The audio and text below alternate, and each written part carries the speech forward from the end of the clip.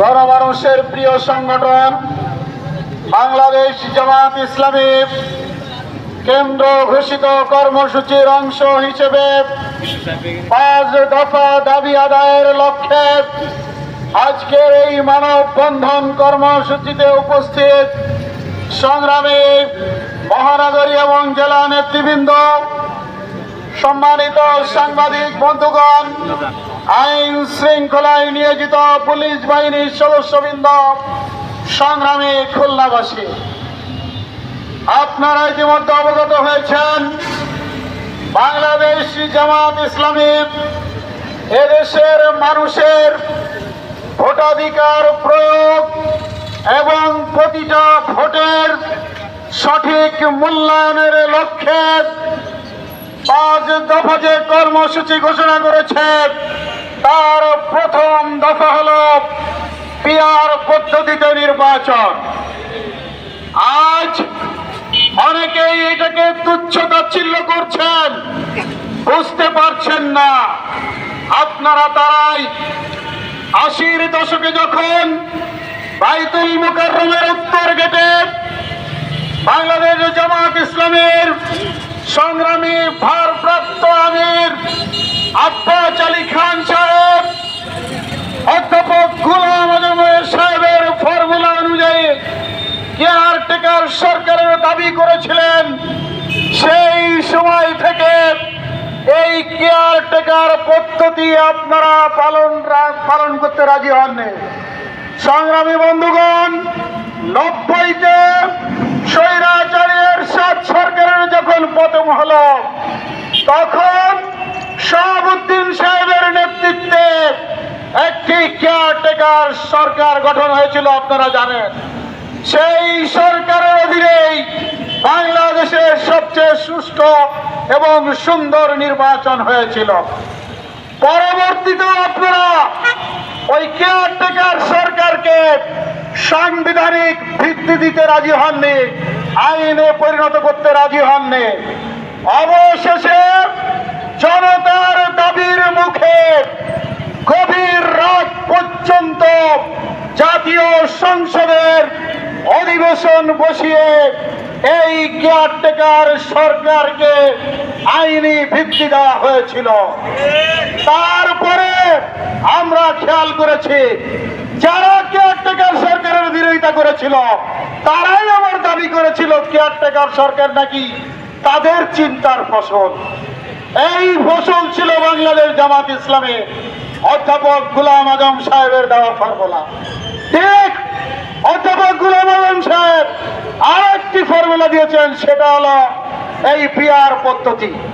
এই পদ্ধতিতে যদি নির্বাচন হয় এখানে কোনো নমিনেশন বাণিজ্য চলবে না, এখানে কোনো বেশি শক্তি তার শক্তি প্রদর্শন করতে পারবে না, এখানে কেউ কেন্দ্র দখল করতে পারবে না, এখানে কেউ অবৈধ কালা টাকার ছাড়াছাড়ি করতে পারবে না।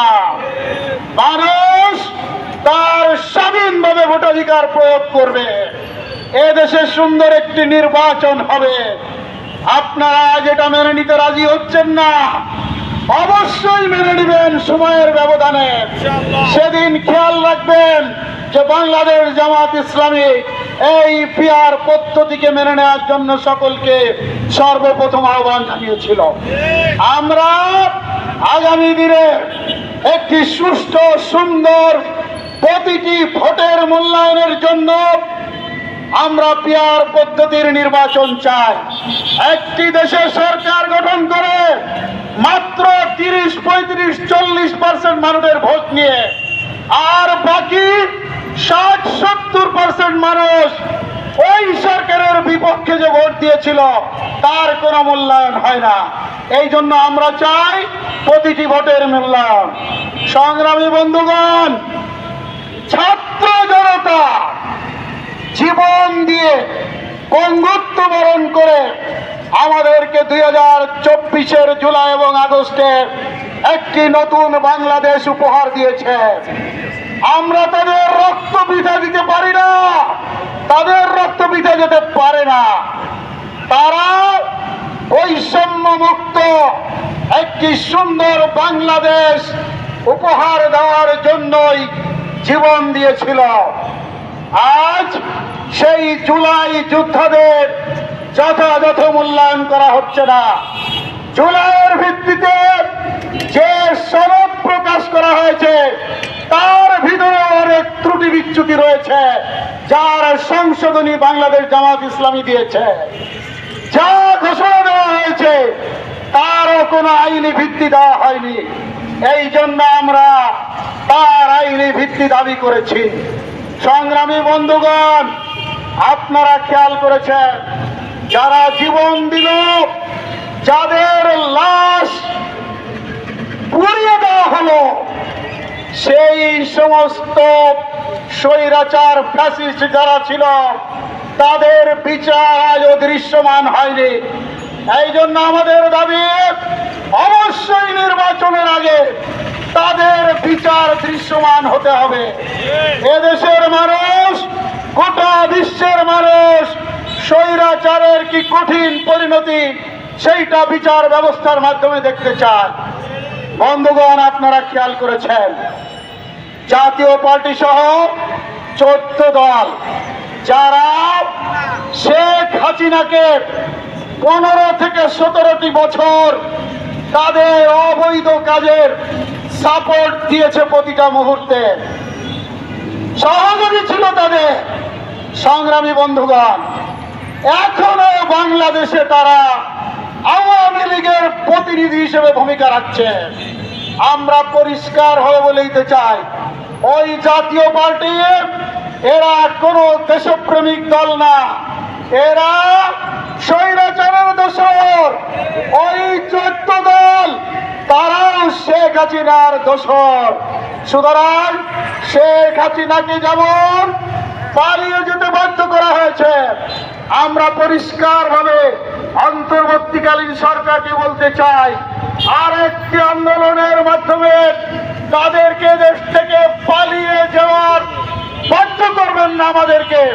আপনারা তাদের ব্যাপারে আইনগত ব্যবস্থা গ্রহণ করো। লেভেল প্লেইং ফিল্ড নির্বাচনের জন্য আজও তৈরি হয়নি। আমরা অন্তর্বর্তীকালীন সরকারের কোন উপদেষ্টাকে দেখতে পাচ্ছি, তাদের আচরণ, তাদের কার্যক্রম, প্রশাসনের কোথাও আমরা দেখতে পাচ্ছি এরকম তারা যেন একটি দলকে ক্ষমতা ইতিমধ্যে বসায় দেওয়ার চেষ্টা করছে। সংগ্রামী ভাইরা আমার, পরিষ্কার ভাবে আমরা বলতে চাই, আমরা আমাদের ভোট আমাদের স্বাধীনভাবে দেওয়ার জন্য পরিবেশ তৈরি করে দিতে হবে। জনগণ জীবনে কোনোদিন যদি সুষ্ঠু নির্বাচন না হয় তাহলে মেনে নেবে না। দিনের ভোট রাতে হবে, এটা মেনে নেবে না। বিনা ভোটে 153 জন এমপি হয়ে যাবে, যা গণতন্ত্রের ইতিহাসে কোনো বিশ্বের সারা দেশের কোথাও নেই। তাই আমাদের বাংলাদেশে হয়েছে, তারা সরকার গঠন করে অবৈধভাবে দেশ চালিয়েছে। আমরা এটা দেখতে চাই না। আমরা কোনো দামি নির্বাচন দেখতে চাই না। সংগ্রামী বন্ধুগণ, আমরা পরিষ্কারভাবে তাই বলতে চাই, বাংলাদেশ জামাত ইসলামী যে দাবি করেছে সেই দাবি বাংলাদেশ জামাত ইসলামীর দাবি না, শুধুমাত্র এ দেশের 18 কোটি মানুষের দাবি। সুতরাং অবিলম্বে দাবি মেনে নেন। যদি আপনারা মনে করেন এটা জামাতের দাবি, আমাদের কোনো কথা নেই। আপনারা এ দেশে গণভোট দিন যে পিআর পদ্ধতিতে নির্বাচন হবে না কোন পদ্ধতিতে হবে। জুলাই সনদের আইনি ভিত্তি দিবেন কি দিবেন না, এই ব্যাপারে গণভোট দিন। এদেশের মানুষ যদি পিআর পদ্ধতির পক্ষে এবং জুলাই সনদকে আইনি ভিত্তি সহ 5 দফার পক্ষে তারা যদি রায় দেয়, সেই রায় আপনাকে আমাকে সকলকে মেনে নিতে হবে। আর যদি তারা আমরা যে দাবি করেছি তার বিপক্ষে রায় দেয়, আমাদের কোনো কথা থাকবে না।